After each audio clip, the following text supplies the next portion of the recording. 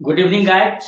आप सबका DATC रांची के ऑनलाइन प्लेटफॉर्म पर स्वागत है। जल्दी जल्दी ज्वाइन कीजिए और स्टार्ट करते हैं हम लोग मैकेनिक्स की आगे की पढ़ाई जो कि हम लोग कर रहे थे।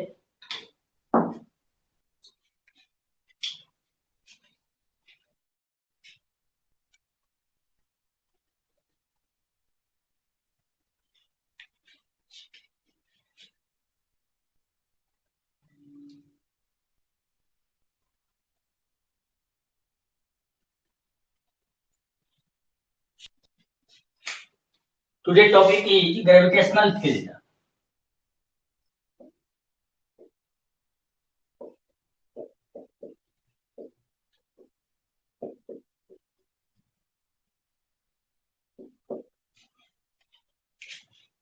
ग्रेविटेशनल फील्ड आज लेक्चर नंबर 9 है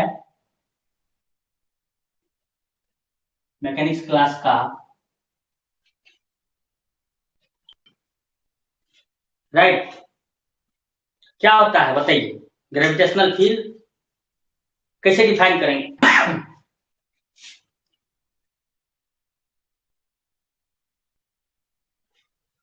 देखिए, लिखेंगे the space around a mass, the space around a mass up to which the influence of mass can be experienced, the effect of mass can be experienced। तो लिखेंगे the space around mass up to which the influence of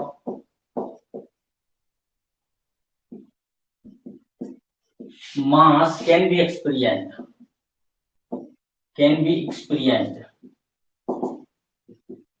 is called gravitational field, is called GE, मतलब gravitational field. ठीक है, अब क्या होता है intensity of gravitational field? क्या होता है बताइए जल्दी से। या gravitational field intensity, intensity of gravitational field क्या होता है? Intensity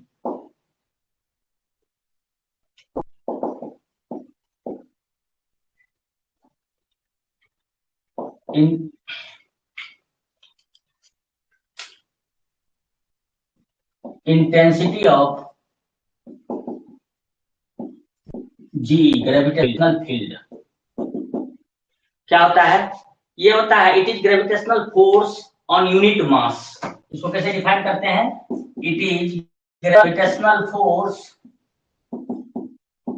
it is gravitational force on unit mass, इकाई द्रव्यमान पर लगने वाला ग्रेविटेशनल फोर्स को हम लोग क्या बोलते हैं? ग्रेविटेशनल फील्ड का इंटेंसिटी। समझ में आई बात? जैसे मान लीजिए कि कोई एक यहां m मास और इससे आप एक पर्टिकुलर दूरी मान लीजिए एट अ डिस्टेंस r आप एक यूनिट मास रखे हैं, मतलब +1 kg। आप क्या किए हैं? एक यूनिट मास को रख दिए हैं। तो अभी देखिए, ये मान लीजिए कि O पर है मास m और P पॉइंट पर आप एक यूनिट मास को रखे हैं। इस पर आपको फील्ड इंटेंसिटी चाहिए, that will act.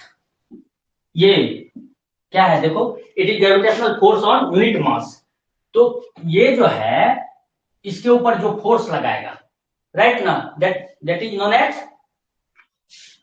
Gravitational field E F/m0। अच्छा, ओके, मतलब ठीक है, तो चलेगा। यहाँ पे m क्या है? सोर्स मास। ये है सोर्स मास और ये क्या है? m0 unit mass. m0 क्या है अपना? m0 इक्वल टू 1 kg हम लोग लिए हैं, दैट इज यूनिट मास। ठीक है, ऐसा। और r क्या है? Distance of point P from O, और E है intensity of gravitational field at point P। तब हम लोग जानते हैं E को कैसे डिफाइन करेंगे? gm इंटू 1, ये इसको m, ये जो m0 का मान है 1 डिवाइडेड बाय r²। इस तरह से आप डिफाइन कर सकते हैं। ये जो electric field sorry magnetic field intensity ये हो जाएगा Gm/r²। समझ में आई बात? ऐसा इसका यूनिट क्या हो जाएगा जल्दी बताओ। This is the expression for intensity of gravitational field due to isolated mass m। ठीक है,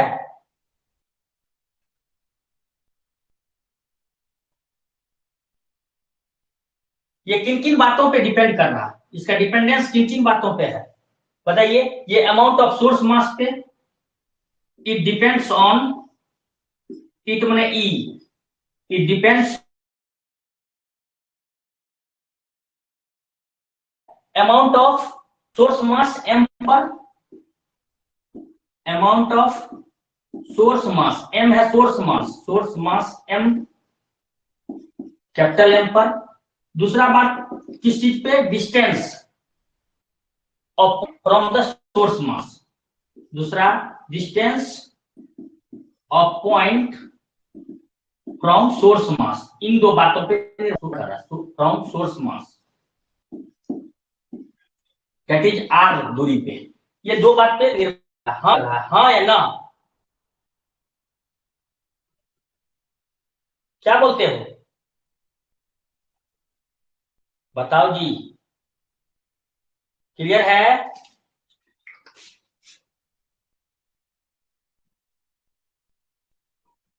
yes, M naught is test mass which is vanishingly small, उसको जनरली यूनिट मास लेके हम लोग चलते हैं, ठीक है ना। As compare to source mass its value is बहुत नेग्लिजिबल, इसलिए उसको टेस्ट मास भी बोलते हैं, राइट। ये इन बातों पे डिपेंड करता है। इसका यूनिट क्या हो जाएगा जल्दी बताओ, इसका यूनिट क्या होगा, न्यूटन पर केजी। इस चीज को आप ऐसे भी बोल सकते हैं, ग्रेविटेशनल फोर्स पर unit test mass M not, unit हो जाएगा इसका न्यूटन पर केजी, समझ क्या, ऐसा न्यूटन पर KG will be the unit for gravitational field intensity, ठीक है।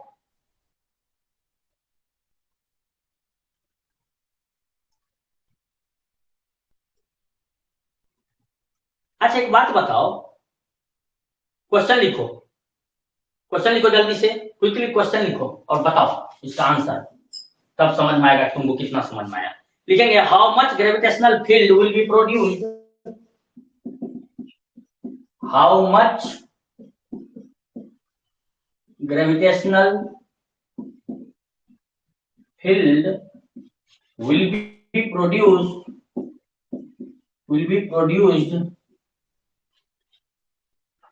by a mass of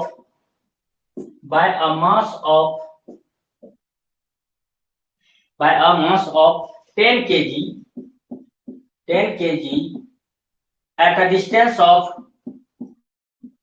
at a distance of 10 meter from it। ये क्वेश्चन बना जल्दी से quickly. How much gravitational field will be produced by a mass of 10 kg at a distance of 10 metre from it, जल्दी बनाइए तो।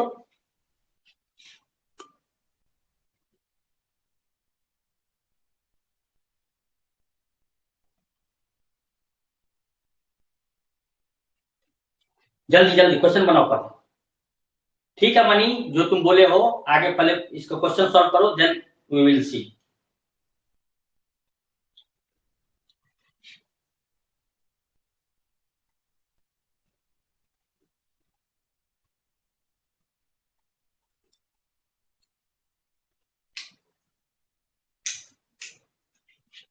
Quickly solve it.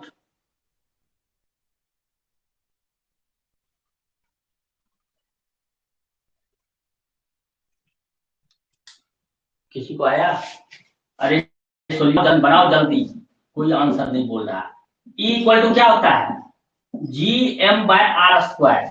यहाँ पे अपना m कितना है 10 kg, r कितना है 10 मीटर, g का मान जानते हो ना 6.67 इंटू 10 का पावर -11 न्यूटन मीटर स्क्वायर पर KG square into m is 10 kg divided by r into r, यानी कि 10 इंटू 10 ये मीटर स्क्वायर कैंसिल आउट हो गया, 1 kg कैंसिल हो जाएगा इससे, ठीक है, यहाँ से 1 बचेगा।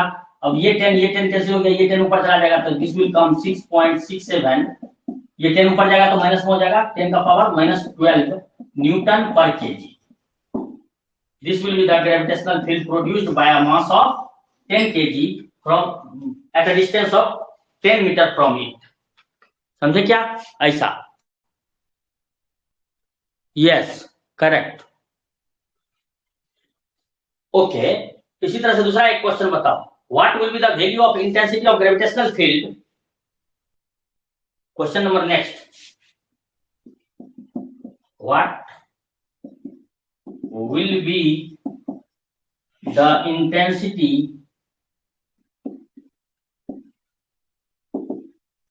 of gravitational field GE, ठीक ना, of gravitational field on the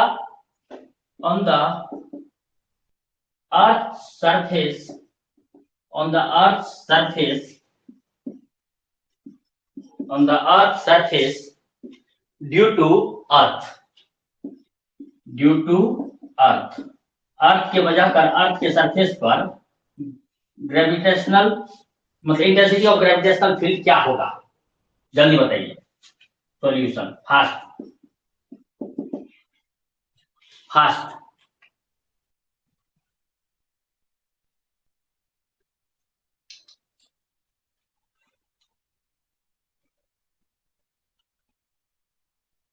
quickly बताइए इसका answer.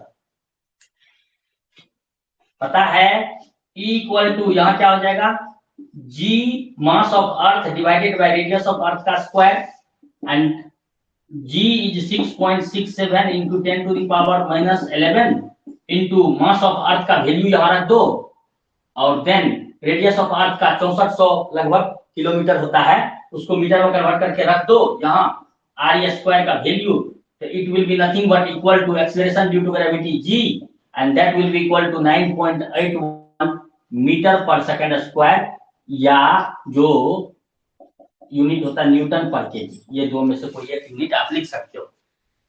This is the value of acceleration due to gravity on the surface of earth. ठीक है ना, क्लियर है?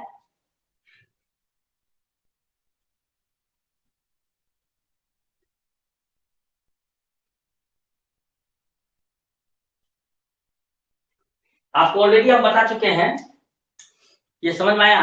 नेक्स्ट, आपको अगर हम पूछें कि ग्रेविटेशनल फोर्स में, gravitational force F and gravitational field E में, ग्रेविटेशनल फील्ड E में क्या रिलेशन है? रिलेशन क्या है? रिलेशन, तो रिलेशन क्या हो जाएगा? E equal to F by M, जहां M है टेस्ट मास। समझ में आई बात ना? ऐसा ये हो जाएगा न्यूटन पर केजी। ये दोनों में रिलेशन होता है, ये ध्यान रखिएगा। इसका 2 यूनिट होता है, जो कि तभी से बोल रहा था वो, इसी को मीटर पर सेकंड स्क्वायर भी बोलते हैं, न्यूटन पर केजी को, क्योंकि न्यूटन बराबर होता है केजी मीटर पर सेकंड स्क्वायर, और नीचे केजी है, केजी केजी कैंसिल हो जाएगा तो मीटर पर सेकंड स्क्वायर बचेगा। This is the required relation between gravitational force and gravitational field E। ठीक है, कोई दिक्कत? अगर यहाँ पे पूछ दे इसका डायमेंशनल फार्मूला क्या होगा, इसका डायमेंशनल फार्मूला क्या होगा, जल्दी बताओ। E का डायमेंशनल फार्मूला हो जाएगा, बोलो जी, m0 L1 t का power -2। This will be the dimensional formula for gravitational field intensity. समझ में आई बात ना? क्योंकि न्यूटन में जो केजी होता है वो केजी नीचे वाले केजी से कैंसिल आउट हो जाएगा। यानी कि यहाँ देखो, यहाँ मीटर मतलब L और सेकंड मतलब T पर पावर -2। समझ में आई बात ना? m वहां नहीं होगा तो m का पावर 0 लिख दिया, उसको आप LT का पावर -2 भी लिख सकते हैं। ठीक है,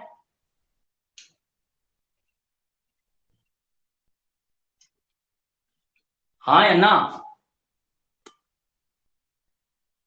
यस, यहाँ एक पॉइंट लिख लीजिएगा आप, acceleration due to gravity G का डायमेंशनल फार्मूला और ग्रेविटेशनल फील्ड इंटेंसिटी E का, दोनों both have same dimensional formula. ठीक है ना? तो एक लाइन लिख लीजिए, here we can say that The dimensional formula of gravitational field E and acceleration due to gravity G have मतलब is same, मतलब are same. Sorry, are same. The dimensional formula of gravitational field intensity E and acceleration due to gravity G are same. दोनों का dimensional formula same होता है. आगे बात करें.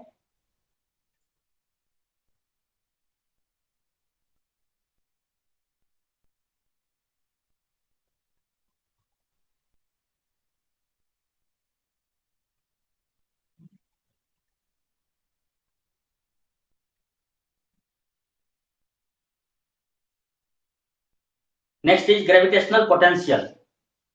Next topic is gravitational potential.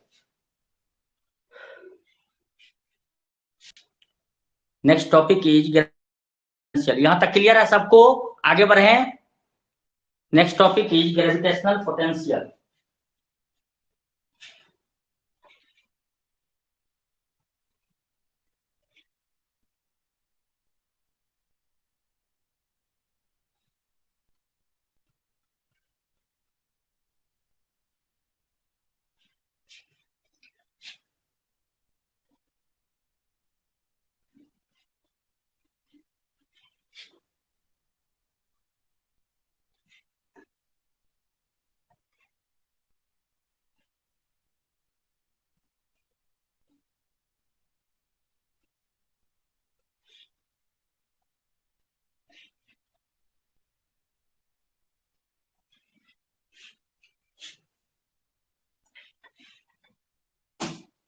Next topic is gravitational potential.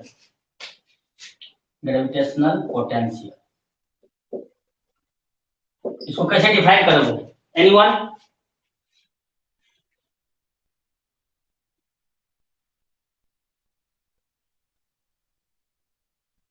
बताओ. The amount of work done in bringing unit mass from infinity to a point in the gravitational field without acceleration is called gravitational potential. लिख लेंगे एक line में definition. The amount of work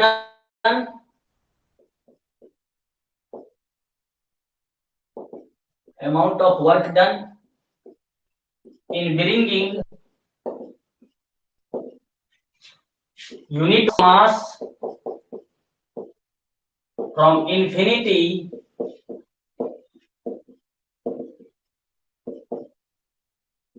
to a point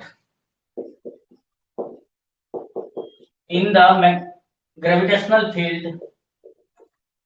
the gravitational field without acceleration. बिना एक मतलब motion में लाना है, इसलिए बोल रहे हैं विदाउट एक्सेलरेशन, यूनिफॉर्म रेट से लाना है. Is called gravitational potential. Is called gravitational potential. This is the definition of gravitational potential. ठीक है. अब इसके लिए अगर एक्सप्रेशन हम लोग निकालें तो what will be the expression बताइए. जैसे मान लीजिए कि कोई एक सोर्स मास है यहां m, और जस्ट आप समझने की कोशिश कीजिएगा. p इसके कोई पॉइंट है और आप इंफिनिटी पे रखे हुए हैं, इनफाइनाइट दूरी पे यूनिट मास को रखे हुए हैं, 1 kg मास को रखे हुए हैं. ठीक है. उसको लाना है इसके फील्ड में p पॉइंट पे. समझ में आई बात ना. सबसे पहले इसको यहां से लाने का कोशिश करेंगे कोई एक पॉइंट ए पे. समझ में आई बात ना. और तब क्या करेंगे हम लोग, लाने की कोशिश करेंगे पी पॉइंट पे. तो इधर क्या होगा, इस पे ग्रेविटेशनल फील्ड महसूस करेगा, हाँ या ना. मान लेते हैं यहां से यहां जो dr दूरी है उसके लिए जो काम किया गया dv अमाउंट ऑफ वर्क किया गया. ये पॉइंट है, पी पॉइंट है एट ए डिस्टेंस बड़ी आर यहां से, और अपना ये ए पॉइंट जो है एट ए डिस्टेंस छोटी आर फ्रॉम ओ, जहां पे सोर्स मास रखा हुआ है अपना. समझ में आ रहा बात ना. Let a mass m at o. ठीक है. p is a point at a distance बड़ी r फ्रॉम o. ठीक है. We want to determine gravitational potential at point P, समझ में आई बात ना, ड्यू टू दिस मास, ठीक है ना, ऐसा। तो ऐसे निकाल इसको निकालने के लिए हम लोग को क्या करना पड़ता है, let us take an arbitrary point A, समझ में आई बात ना, and assume that a unit mass is kept at A, ऐसा मान लीजिए यूनिटी मास E है intensity of gravitational field at point A, और dV a small amount of work done to displace unit mass by a distance dr, इधर की ओर, समझ में आई बात ना, ऐसा। तब हम लोग जानते हैं, तब हम लोग एक रिलेशन यूज कर सकते हैं, dV equal to E dot dr वाला, ये रिलेशन यूज कर सकते हैं हम लोग। यहां से लिख सकते हैं dV equal to E dr cos theta, समझ में आई बात ना, और यहाँ पे थीटा का मान है 0 degree, theta is here 0 degree, and this implies cos of theta equal to cos of 0 degree equal to 1। तो यहाँ पे E क्या हो जाएगा, E dr सिर्फ हो जाएगा, dV इक्वल टू, हाँ या ना। अब इलेक्ट्रिक फील्ड इंटेंसिटी का इस पॉइंट के लिए हम बात कर रहे हैं, ये हो जाएगा gm बाय छोटी r स्क्वायर इंटू dr, ये हो जाएगा dV। अब ये छोटा अमाउंट ऑफ वर्क डन है, बड़ा वर्क डन के लिए क्या करना होगा, इसको इंटीग्रेट करना होगा हम लोगों को, बोथ साइड क्या करना होगा हम लोगों को, इंटीग्रेट करना होगा with the limit what, v equal to 0 to v equal to v, समझ में आई बात ना, और r इक्वल टू इंफिनिटी से आप ला रहे हैं to the point r equal to बड़ी r पर, यहां, ठीक है ना। ये लिमिट के साथ अगर इंटीग्रेट करेंगे तो what you will get here, ऐसा हम लिख ही देते हैं, यहां पे आ जाएगा इस साइड लेफ्ट साइड में v, और राइट हैंड साइड में gm कांस्टेंट है, बाहर हो जाएगा, ये r इक्वल टू इंफिनिटी से बड़ी r, और ये हो जाएगा r to the power minus 2 dr। अब इसको इंटीग्रेट कर दो और बताओ जल्दी से क्या आएगा, तो ये आपको आएगा इंटीग्रेट करने के बाद gm और within the bracket r to the power minus 1 divided by minus 1 with the limit infinity to r, ये माइनस 1 को हटाना है तो लिमिट चेंज कर दो, लिमिट चेंज करोगे तो then it can be written like, है यहां लिख रहे हैं, देखो यहां, या यहीं लिखो ना, कोई दिक्कत नहीं, ये हो जाएगा, ये माइनस और लिमिट को चेंज करेंगे तो माइनस माइनस प्लस हो जाएगा, ये हो जाएगा gm 1 बाय r, लिमिट हो जाएगा इंफिनिटी टू मतलब r टू इंफिनिटी, तब ये माइनस प्लस हुआ है कन्वर्ट। अब इसको लिख सकते हो gm within the bracket आप लिखोगे 1 by infinity minus 1 by r, limit put किए हैं, तो ये 1 बाय इंफिनिटी 0, ये माइनस gm बाय r, ये आ जाएगा अपना ग्रेविटेशनल पोटेंशियल का मान, हाँ या ना गाइस, क्लियर हो गया। तो फाइनली हम लोगों को gravitational potential, okay okay okay correct, तो फाइनली हम लोगों को v का मान आ गया, v इक्वल टू आ गया माइनस gm बाय r, ये आ गया ग्रेविटेशनल पोटेंशियल का मान। अब यहां से हम लोग क्या कर, ये किन किन बातों पे डिपेंड कर रहा है, ये डिपेंड कर रहा है मास, अमाउंट ऑफ मास पे, और distance of point from the मास पे ना, बड़ी आर पे, देखो अमाउंट ऑफ मास पे और इस P पॉइंट का दूरी कितना है इस मास से उस पे, ये दो बात पे ये निर्भर कर रहा है, ये ध्यान रखना। तो यानी कि एक्चुअली में अगर इन दोनों को कांस्टेंट रख दिया तो v is inversely proportional to distance के, ये भी ध्यान रखिएगा आप, समझ में आई बात, ऐसा। इसका मतलब क्या हो गया, as one move away from the mass gravitational potential increases, जितना दूर जाते जाएंगे तो ग्रेविटेशनल पोटेंशियल का मान क्या हो जाएगा, उतना इंक्रीज करेगा, ठीक है ना, and finally it becomes maximum at infinity, ठीक है ना, maximum value of gravitational potential कितना होता है, वो 0 हो जाएगा, क्योंकि ये निगेटिव ना है, तो v max का मान क्या होगा, v max will be equal to 0, ये कब होगा, जब r इक्वल टू इंफिनिटी हो जाएगा, जब मास यूनिट मास इंफिनिटी पर रखा रहेगा तब। तो मैक्सिमम ग्रेविटेशनल पोटेंशियल का मान इनफाइनाइट दूरी पे होता है, और जो जो आप मास से दूर जाएंगे तो फील्ड का मान बढ़ता जाएगा तो मैक्सिमम मान इसका 0 होता है एट इंफिनिटी। ये ध्यान में रखेंगे, नोट करते चलिए तुरंत। अगर हम लोग ग्रेविटेशनल फील्ड के डायरेक्शन में मूव करें तो ग्रेविटेशनल पोटेंशियल का मान डिक्रीज करता है, but if one moves opposite to the direction of gravitational field gravitational potential increases. इधर मूव करोगे ग्रेविटेशनल पोटेंशियल का मान घटेगा और इधर मूव करोगे तो ग्रेविटेशनल पोटेंशियल का मान बढ़ेगा।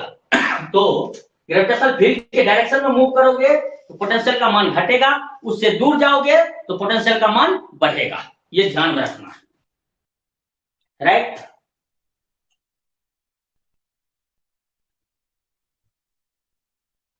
अब यहाँ पे ये बताइए, हम आपको अच्छा क्वेश्चन लिख लीजिए, क्वेश्चन लिखिए, it's better. Which of the following graph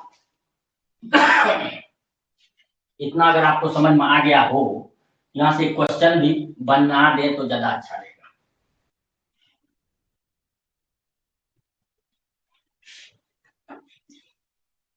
clear है ना गाइस? हम मिटाते जा रहे हैं, आप कुछ बोल भी तो नहीं रहे हैं। क्लियर है कि नहीं है कि क्या है? समस्याएं कोई है, कुछ नहीं बोल रहे हैं तो हम पढ़ा के मिटाते जा रहे हैं। क्लियर है ना? एक बार रिप्लाई भी कर दो। क्वेश्चन है which of the following graph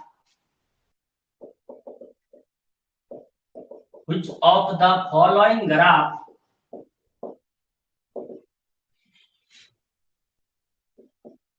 correctly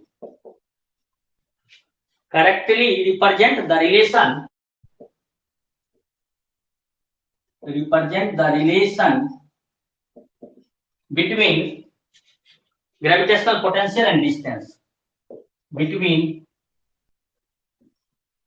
gravitational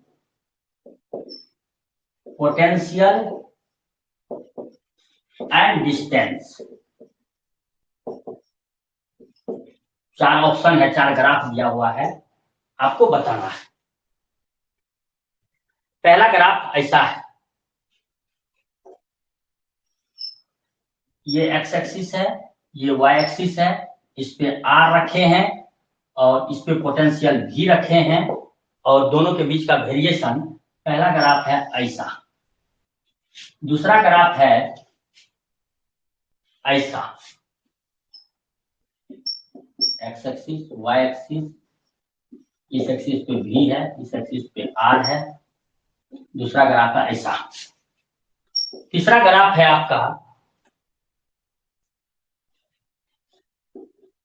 ये फर्स्ट क्वाड्रेंट, ये फोर्थ क्वाड्रेंट आ गया ना। ये वाई एक्सिस, ये वाई डैश, ये एक्स एक्सिस, ये एक्स डैश, इधर है अपना भी और इस पे है अपना आर, समझे क्या? और रिलेशनशिप दिया हुआ ऐसे। और चौथा ग्राफ है डी में Y axis, X axis, R इस एक्सिस पे, भी इस एक्सिस पे और ये। बताओ कौन सा ग्राफ सही है, करेक्ट रिलेशनशिप दे रहा है ग्रेविटेशनल पोटेंशियल और डिस्टेंस के बीच? चार में से कौन सा, जल्दी बताओ।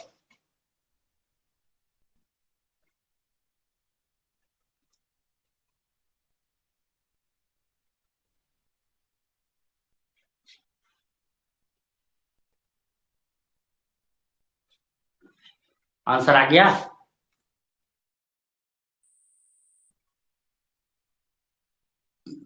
ऑप्शन, एक जन किसी ने एक आंसर किया है, तब देखिए पहले करेक्ट वे में और आंसर कीजिए जल्दी।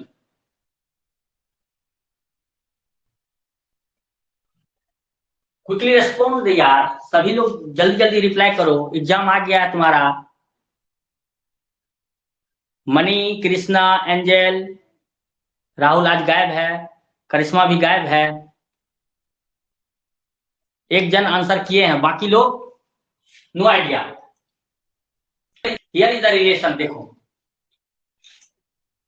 यस मनी, आपका आंसर हमको पता चल गया है, इसलिए हम अभी नहीं बोल रहे हैं, बाकी लोग का वेट कर रहे हैं हम।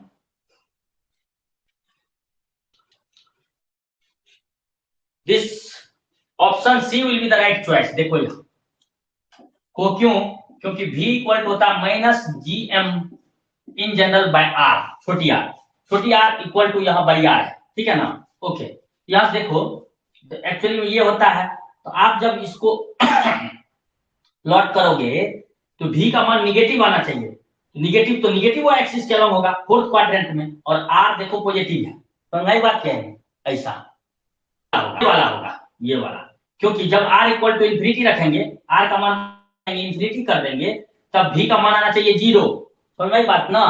और जब r इक्वल टू 0 रखेंगे तो v का मान माइनस इन्फिनिटी आना चाहिए, वो सही है इस एक्सिस पे, कहीं नीचे अनंत पे इधर कहीं कट ऑफ करे। That's why option C is the right, ठीक है ना।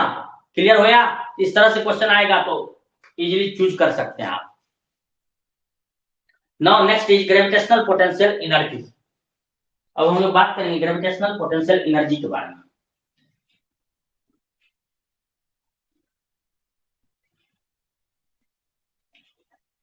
ग्रेविटेशनल पोटेंशियल एनर्जी के बारे में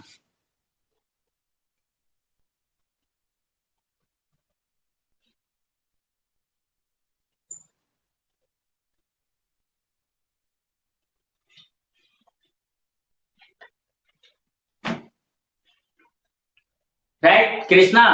एंजल रिप्लाई नहीं कर रही हो तुम, sleeping, she is sleeping in the live class, she is sleeping.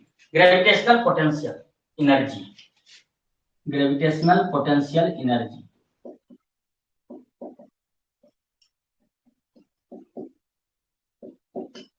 Next topic ये है अपना ग्रेविटेशनल पोटेंशियल एनर्जी के बारे में। कैसे इसको डिफाइन करेंगे, तो डिफाइन करेंगे the energy of system of particle due to arrangement of particle within the system. The energy of system of particles due to arrangement of particles within the system is called gravitational potential energy. Definition लिख लेंगे आप, the energy of system of particles, the energy of system of particles due to arrangement of particles within the system, due to arrangement of particles within the system is called gravitational potential energy, is called gravitational potential energy। सभी को लिख लिए, थोड़ा fast लिखिए।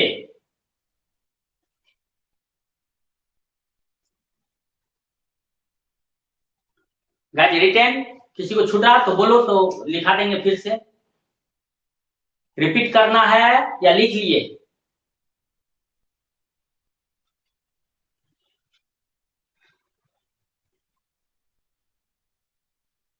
Reply करो जी fast.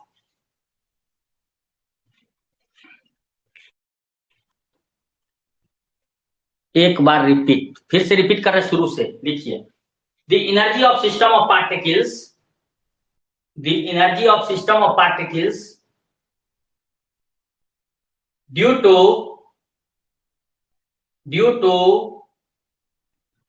arrangement of particles within the system is called gravitational potential energy, is called gravitational potential energy। Now completed?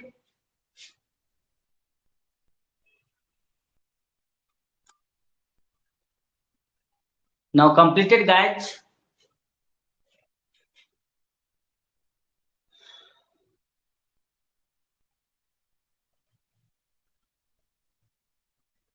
Completed or not completed? Reply करो।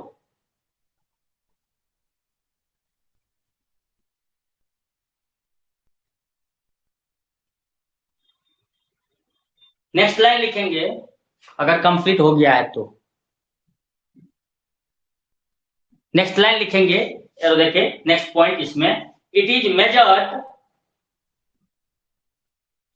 Measured by amount of work done it is measured by amount of work done, लिखे क्या, it is measured by amount of work done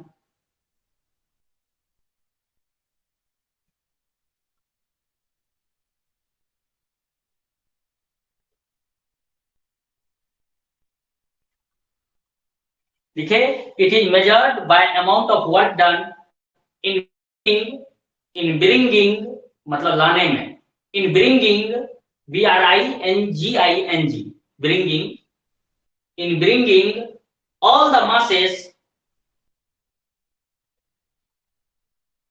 in bringing all the masses from infinity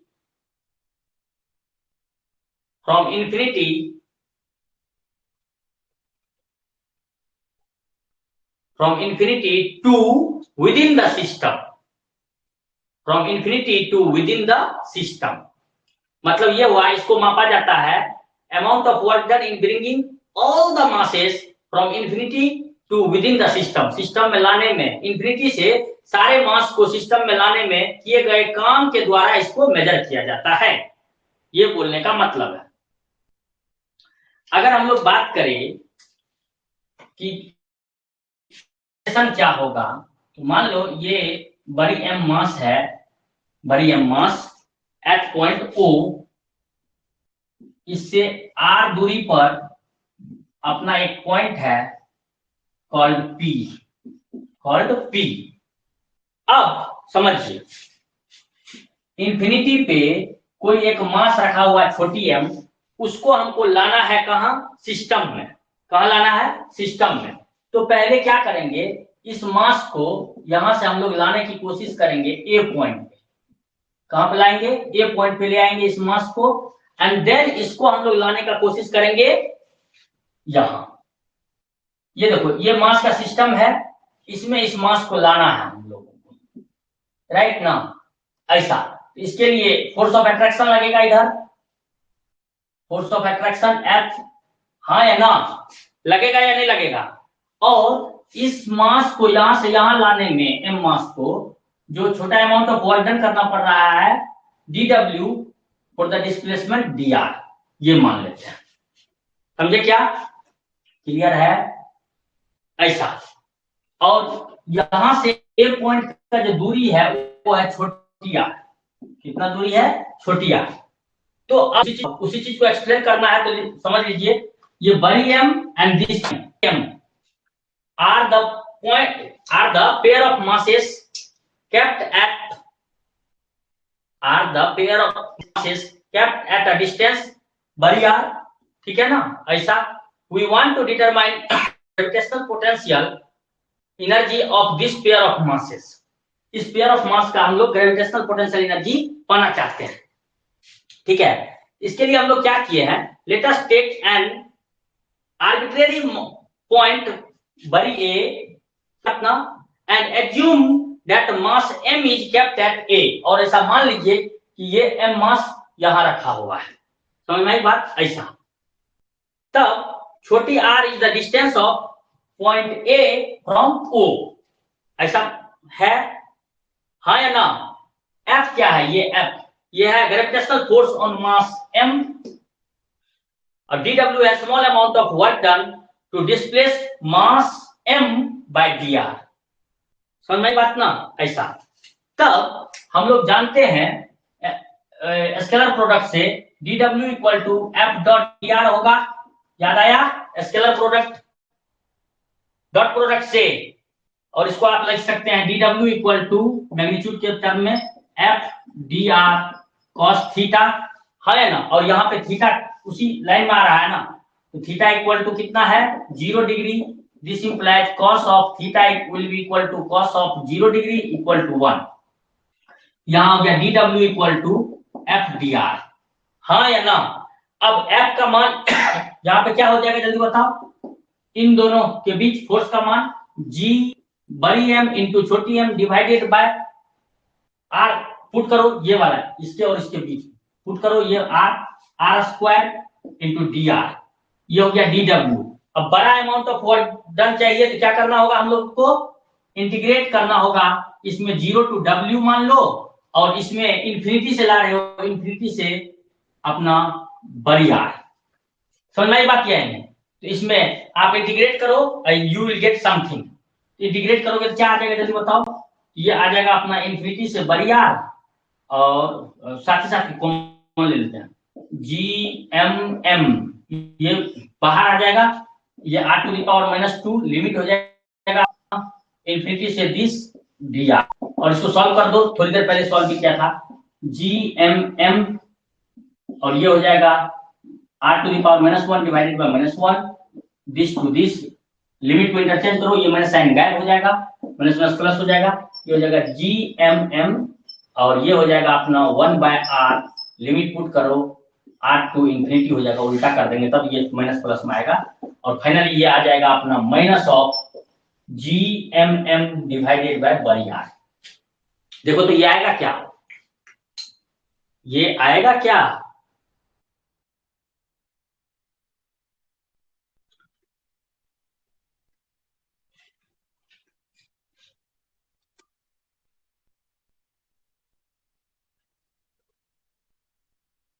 yes correct.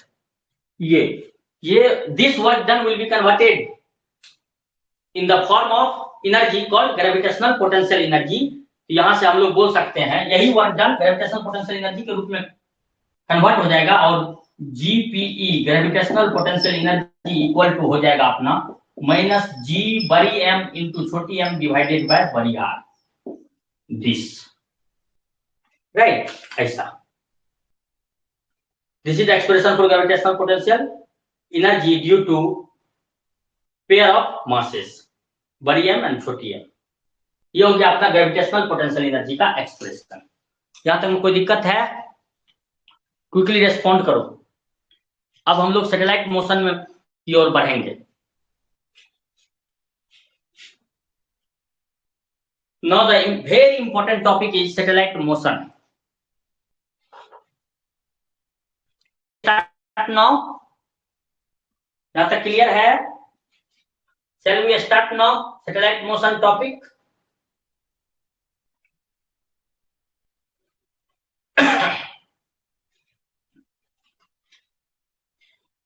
यहाँ तक clear है? Clear है। Okay, then we will start now satellite motion. Krishna reply नहीं कर रहे हो, हम आगे बढ़ रहे हैं। यही work done gravitational potential energy के रूप में कन्वर्ट होगा, और ये उसका एक्सप्रेशन हो जाएगा जी इंटू बड़ी एम इंटू छोटी M divided by R, and this is expression for gravitational potential energy due to pair of masses बड़ी एम एंड छोटी एम। Now satellite motion.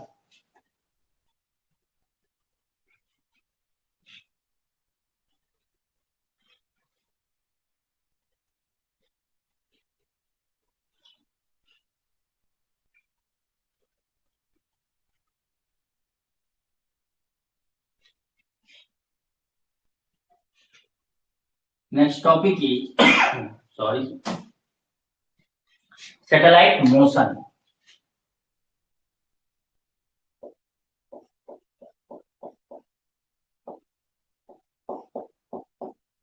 उपग्रह की गति ना, सैटेलाइट मीन्स उपग्रह, सैटेलाइट मोशन उपग्रह की गति के बारे में अब हम लोग पढ़ेंगे। सैटेलाइट मोशन, इसमें सबसे पहला टर्म जो आता है वो आता है ऑर्बिटल वेलोसिटी। ऑर्बिटल वेलोसिटी, इसको बोला जाता है कक्षीय वेग।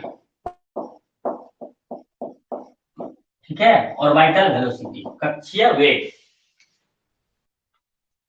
ठीक है, लिख लेंगे इसमें the velocity required to put, लिख भी देते हैं हम, the velocity required to put a satellite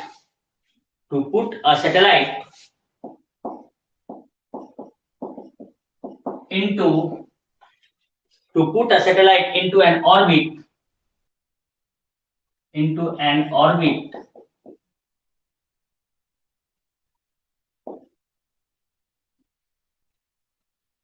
round the earth is called orbital velocity. The velocity required to put a satellite into an orbit around the earth is called orbital velocity. अब इसके लिए हम लोग को expression निकालना है, expression for orbital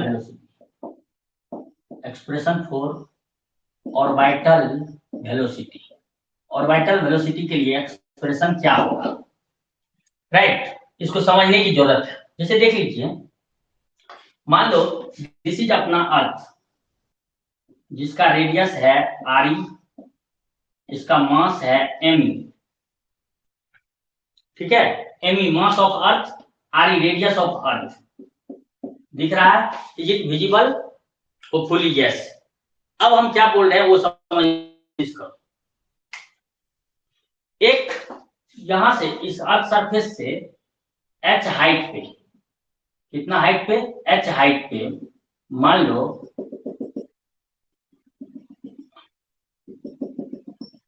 इसके around, right? यहां पे सैटेलाइट है अपना, यहां पे एक सैटेलाइट को पुट करना है। इसमें क्या करना है हम लोगों को? एक सैटेलाइट को यहां पुट करना है। थोड़ा फिगर बना दे तो फीलिंग आ जाए। इसमें हम लोगों को पुट करना है, राइट? एक सैटेलाइट को, और सैटेलाइट का मान लीजिए मास है सॉरी m, और जो ऑर्बिटल वेलोसिटी से मूव करेगा उसको हम लोग बोल रहे हैं VO फॉर ऑर्बिटल, ठीक है? ये इसको हम लोग कैसे आप डिफाइन करेंगे, राइट? क्लियर है डायग्राम? तो लिखेंगे, लेट, थोड़ा फास्ट लिखिएगा, ME mass of earth, RE radius of अर्थ, जल्दी जल्दी लिखिएगा। और ये मान लीजिए स्मॉल m का अपना सैटेलाइट है, small m mass of satellite है, ठीक है? और h जो है वो क्या है? Height of satellite from earth surface, height of satellite from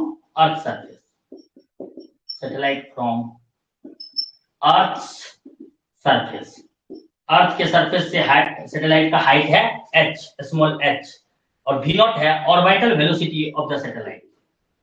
this is V0 is orbital velocity of the satellite. सब टर्म को डिफाइन कर दिए हैं ताकि आपको क्लियर हो जाए। जल्दी जल्दी लिख लीजिए।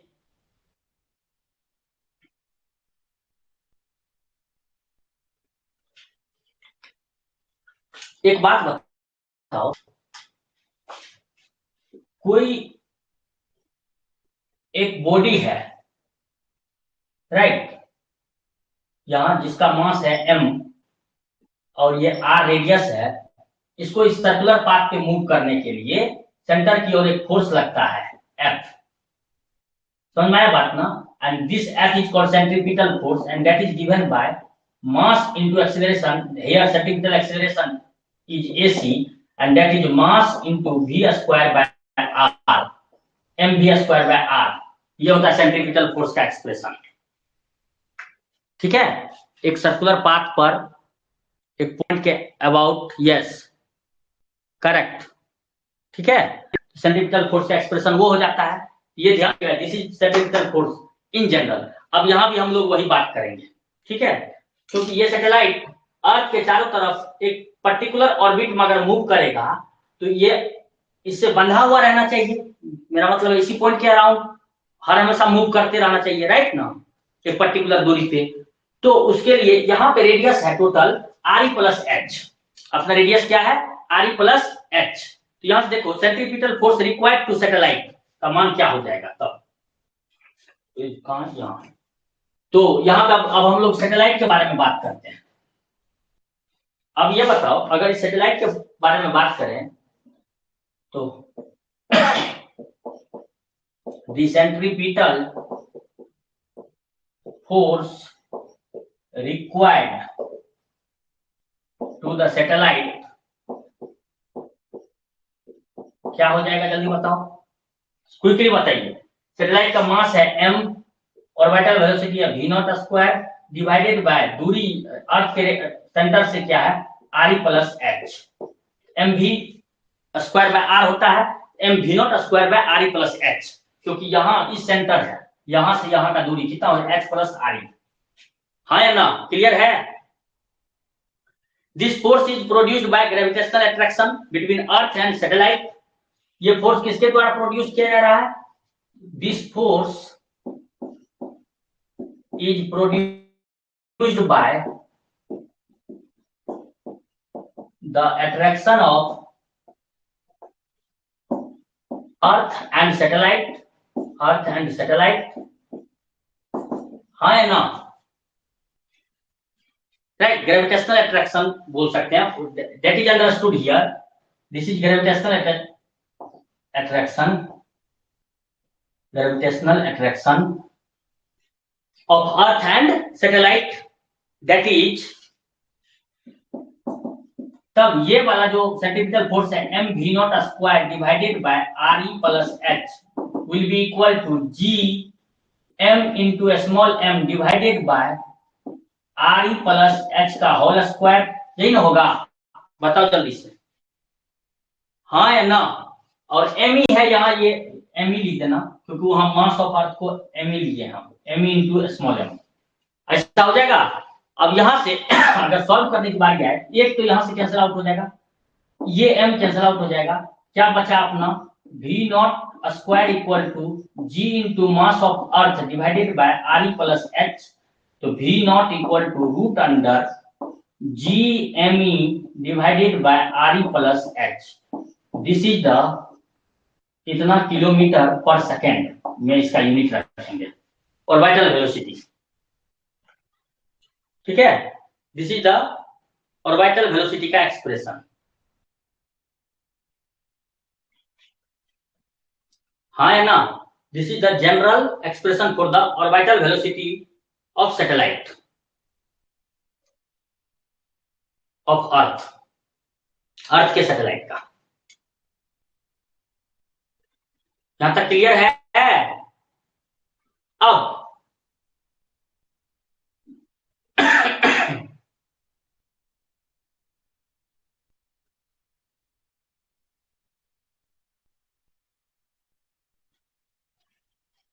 यहां देखो,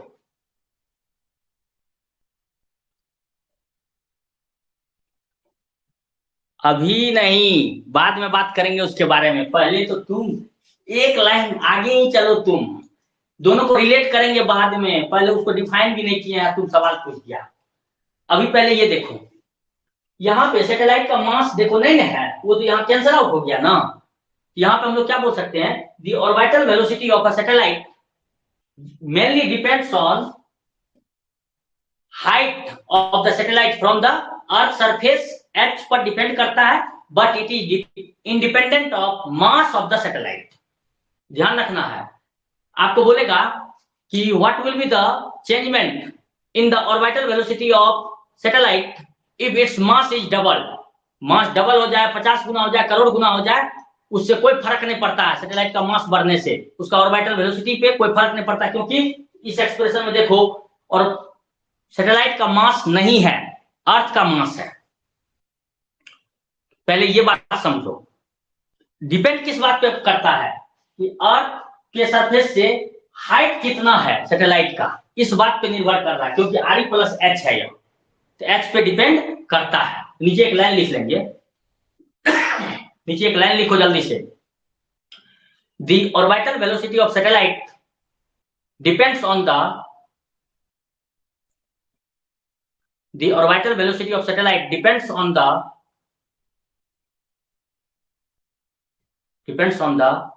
height of satellite from the earth surface, height of satellite from the earth surface,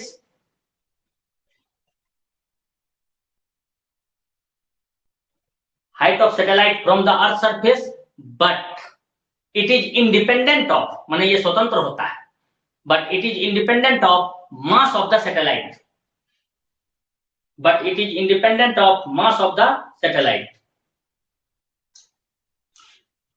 समझ में आई बात ना? ये हो गया। अब एक बात बोलते हैं, अगर मान लो height of the satellite from the earth surface वो अर्थ के रेडियस से बहुत छोटा हो जाए तो R then R plus h will be equivalent to R, और at that time orbital velocity का एक्सप्रेशन हो जाएगा G M E by R. कब? जब हम बोले हैं if height of the satellite from the earth surface is very far far less than radius of earth, then Re plus H is approximately equal to Re. At that time we can say that orbital velocity will be equal to gme by Re root under. हाँ या ना? Clear है यहां तक?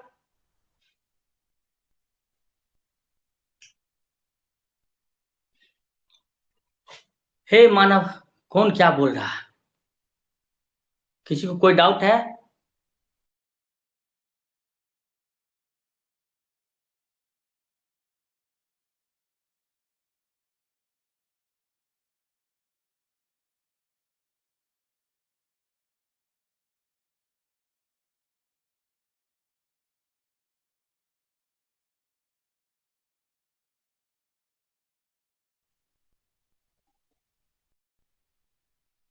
किसी को कोई doubt नहीं ना है यहां तक? तो देखो अब हम आगे की कार्रवाई करते हैं, अगर कोई डाउट नहीं है। यहाँ पे एक बात समझने की आप कोशिश करो, जो हम समझाने की कोशिश कर रहे हैं। ये अपना एक एक्सप्रेशन आया ना अभी, ये वाला केस में V नॉट का मान आया जब हाइट बहुत छोटा रेडियस ऑफ अर्थ से, तो root under G M E by R. एक काम करते हैं, आर से मल्टीप्लाई और आर से डिवाइड कर देते हैं, ठीक है? ये क्या हो जाएगा?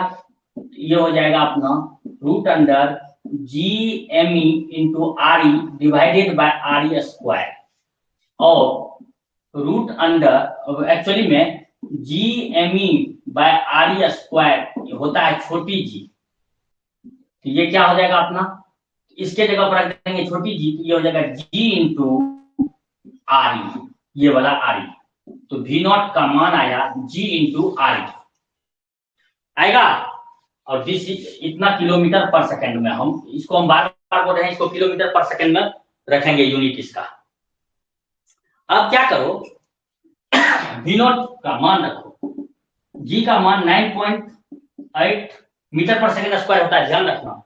मीटर को किलोमीटर में कन्वर्ट कर देंगे हम लोग, और रेडियस ऑफ अर्थ होता है 6.4 इंटू 10 टू द पावर 6, इस ऑर्डर में किलोमीटर के टर्म में।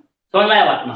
सारे चीज को किलोमीटर में कन्वर्ट कर दिए हैं, तब जा करके अब इसको अगर हम लोग सॉल्व करें तो ये आएगा 9, ये डेसिमल रिमूव करेंगे तो यहाँ हो जाएगा 10 इंटू, यहाँ पे भी डेसिमल रिमूव करेंगे तो 64/10 इंटू 10 का पावर 6, इसमें से ये कटेगा तो ये बचेगा 10 का पावर 4। यहां से देखो यहां से 64, ये लगभग 9800 है लगभग, समझे कि नहीं? लगभग कितना है ये? 100। 98 को लगभग 100 बोल सकते हैं हम लोग। अगर नहीं बोल सकते तो ऐसे कर सकते हो, एक काम 2 इंटू 49 इंटू 64 इंटू 10 का पावर 4। अब इससे जो बाहर निकलना है उसको बाहर निकाल लो, इस ठीक है, इससे जो बाहर निकल रहा है उसको क्या करो, आप बाहर निकाल लो। अभी जो ये एक्चुअली में यूनिट आएगा, अभी जो ये यूनिट आ रहा है ये मीटर पर सेकंड में आ रहा है। अभी हम मीटर पर सेकंड के लिए रखे हैं, बाद में इसको किलोमीटर में केवल डायरेक्ट कन्वर्ट कर लेंगे। यहाँ से 7 बाहर हो जाएगा, यहाँ से 8 बाहर हो जाएगा, √2, यानी कि यहाँ 7 इंटू 8 इंटू √2 इज 1.414 इंटू 10 का पावर 4 से 10 का पावर 2 बाहर हो जाएगा। इस सारे को मल्टीप्लाई करो, it will come 856 Guna this much into 100, it will come 81 point लगभग 78। लगभग 81.78 मीटर पर सेकेंड, ये आया हम लोगों को। कितना आया? 81.78 मीटर पर सेकेंड ऑर्बिटल वेलोसिटी का मान आया। ठीक है, अब देखो यहाँ हम थोड़ा चेंजमेंट कर रहे हैं, यहाँ तक क्लियरली विजिबल है? यस। यहाँ पे थोड़ा सा हम चेंजमेंट कर रहे हैं, वो अब समझने की कोशिश करो। इसको हमको चेंज करना है एक्चुअली में किलोमीटर पर सेकेंड में। किस चीज में चेंज करना है? किलोमीटर पर सेकेंड में। तो इसको वी नॉट को हम लोग क्या लिख सकते हैं? वहां देखिए, आप एक बार इसको मल्टीप्लाई कर लेना, कितना आएगा। ठीक है, दैट विल बी बेटर। 81 ज्यादा हो जा रहा है हमको लग रहा है, ये आना चाहिए 79.8 कुछ, 79 कुछ ऐसा कुछ आना चाहिए मेरे हिसाब से।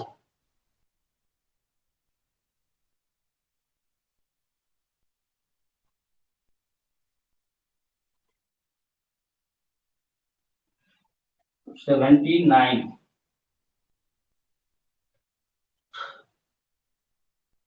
या कितना?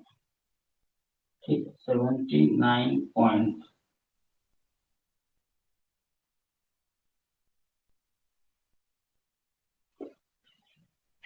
एक बार मल्टीप्लाई करके बताओ जी कितना आ रहा है। तब ऐसे आगे बढ़ने का मेरे को मन नहीं कर रहा। आप लोग के पास मोबाइल है, कैलकुलेटर है, जल्दी से इसको मल्टीप्लाई करो तो कितना आ रहा है ये चीज है, मल्टीप्लाई करके कोई जन बताओ। 7 into 1.414 मल्टीप्लाई करो और बताओ कितना आया।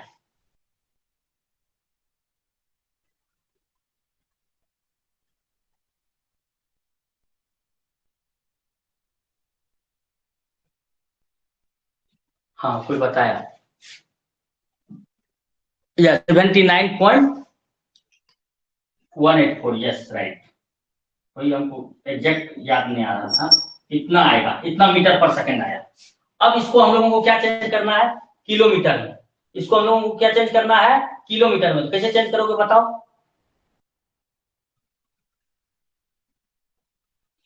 ये तो ये आया ना, और इनटू ये 10 का पावर 2 मीटर पर सेकेंड। सॉरी, ये वाला है ही यहाँ।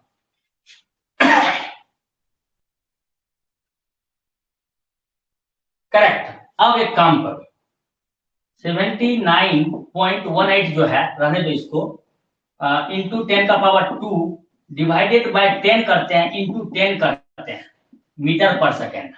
इसको आप 10 से डिवाइड कर देंगे, ये हो जाएगा 7.918, और ये 10 का पावर 2 और 10 का पावर 1 इंटू 10 का पावर हो जाएगा 3 मीटर पर सेकेंड। 10 का पावर 3 मीटर इज किलोमीटर, और तो ये हो जाएगा 7.918 किलोमीटर पर second. This had been get changed, and this is approximately equal to 7.9 is approximately equal to 8. इसको लिख सकते हैं 8 किलोमीटर पर second. This is the orbital velocity of a satellite. ठीक है, when h is ठीक है, 1000 से नहीं, ये वाला ये जो 10 का पावर 4 स्क्वायर से बाहर निकला, 10 का पावर 2 है यहाँ, ये तो यहाँ रहेगा ही। अब क्या किया, 10 से मल्टीप्लाई और डिवाइड कर दिए, तो 10 से 79 को अगर डिवाइड करेंगे हम लोग, इट विल कम 7.918, और 10 का पावर 2 और 10 का पावर 1, 10 का पावर 3 हो जाएगा, 10 का पावर 3 मीटर इज किलोमीटर। समझ बात ना? ऐसा क्लियर है?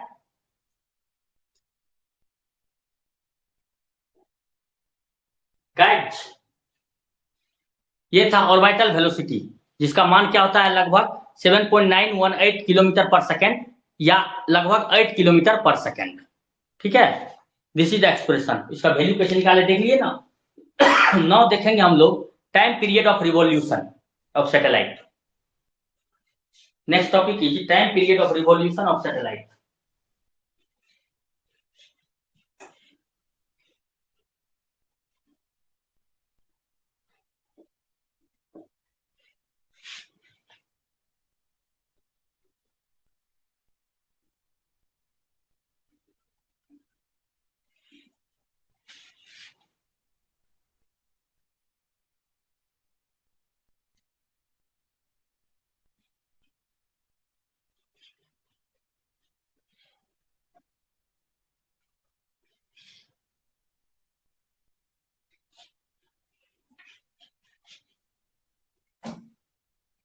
हेलो गाइस,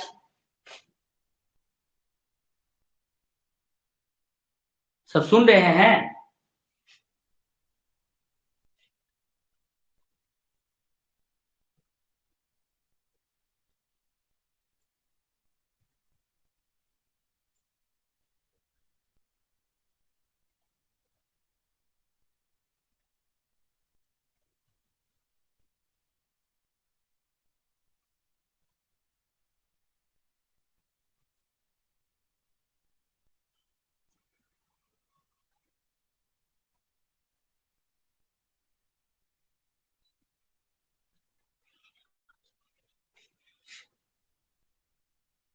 आज के लिए इतना रखें कि आगे बढ़े। अब है time period of revolution of satellite. Then हम लोग देखेंगे मैकेनिकल एनर्जी, समझ में आ रहा बात? ये सब चीज देखेंगे हम लोग। देन हम लोग आगे बढ़ेंगे तो एस्केप वेलोसिटी मिलेगा। देन जियो स्टेशनरी सैटेलाइट देखेंगे, वो सब चीज देखेंगे हम लोग। एंड देन आएंगे हम लोग finally Kepler's law of planetary motion. यानी कि ये एक क्लास और करेंगे। तो आज इतना ही सर। अच्छा, आज इतना ही सर। ओके, तो ठीक है। सुनो एक बात पहले। कल शायद मनी तुम्हारा भी छुट्टी होगा, कल ईद का छुट्टी है। कल सुबह 7 बजे से क्लास करने के लिए रेडी हो आप लोग? कल सुबह 7 बजे से 8 बजे तक, या 8 सवा 8 जो भी होगा टाइम, जल्दी बताओ। कल मॉर्निंग सुबह 7 बजे से क्लास करने के लिए रेडी हो? सारे लोग रिप्लाई करो। मनी ओके, कृष्णा, एंजल, कल मॉर्निंग शनिवार है, कल छुट्टी है स्कूल वगैरह में। कृष्णा भी रेडी है। एंजल तुम भी रिप्लाई करो फास्ट।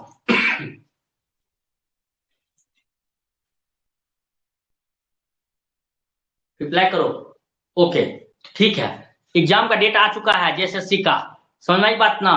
पीजीटी वाले का जुलाई में होगा, पीजीटी टीचर का, और लैब असिस्टेंट वाला जुलाई के, पीजीटी टीचर वाले का होगा जुलाई के लास्ट वीक में या सेकेंड वीक के बाद, और वो जो है लैब असिस्टेंट का जून के लास्ट वीक में एग्जाम होगा। तो be ready for that one. अब अभी से ही पढ़ के हमारा काम, जैसे ही ये कंप्लीट होगा ग्रेविटेशन, उसके बाद तुरंत का तुरंत हम फ्लूइड मैकेनिक्स कंप्लीट करेंगे। इंपॉर्टेंट टॉपिक आपका complete, special theory of relativity 1 से 2 दिन में कंप्लीट हो जाएगा। देन पूरा टॉपिक मैकेनिक्स कंप्लीट हो जाएगा। फ्लूइड मैकेनिक्स में जो 2 3 4 क्लास लगे, जो भी जितना भी दिन लगे, अभी नहीं पता, हो सकता है ज्यादा भी लग सकता है, अभी कैलकुलेट करके नहीं बोल सकते हैं। पूरा उसमें भी पूरी तरह से सारी बातें करना है, जितना भी इंपॉर्टेंट पॉइंट्स है। फ्लूइड मैकेनिक्स में फ्लूइड डायनामिक्स के बारे में ज्यादा हम लोग को पूछा जाएगा, और वो है अपना important topic, Bernoulli's equation, continuity equation, वो सब, उन सब चीजों पर आधारित, और थोड़ा सरफेस टेंशन के बारे में, एक्सेस प्रेशर के बारे में, इन सब चीजों के बारे में बात करेंगे। फ्लूइड इन मोशन में क्या क्या प्रॉपर्टी हो सकता है, उन सब चीजों के बारे में, क्योंकि फ्लूइड मोशन में ही किया हुआ है। समझ में आई बात ना? ये मतलब है।